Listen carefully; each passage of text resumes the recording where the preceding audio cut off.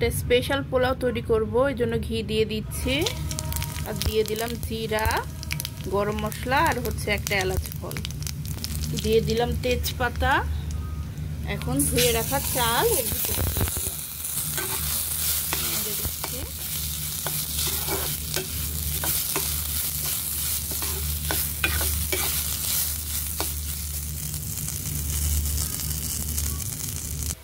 এর মধ্যে দিয়ে দিচ্ছি কয়েক টুকরা কাজু বাদাম, দিয়ে দিচ্ছি কয়েকটা কাঁচামরিচ আর দিয়ে দিচ্ছি চীনা বাদাম।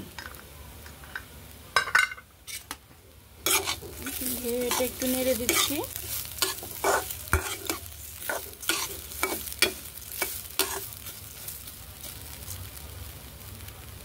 এখন এর মধ্যে দিয়ে দিচ্ছি জল।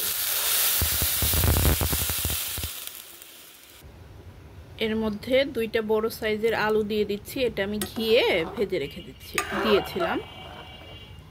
এটাই হচ্ছে আমার স্পেশাল পোলাও। এখন তৈরি হওয়ার পালা, এখন ফুটে উঠলে তো তৈরি হয়ে যাবে। এই যে স্পেশাল পোলাওটা রান্না হয়ে গেছে, এই যে দেখুন।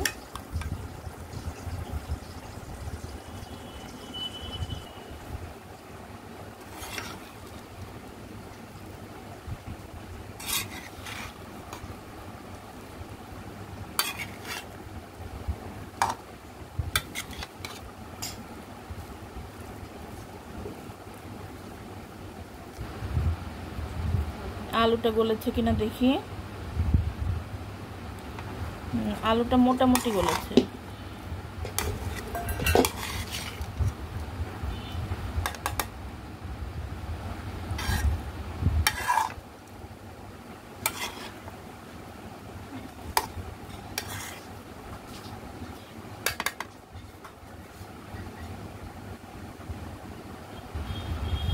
এই তো এটাই ফাইনাল লুক।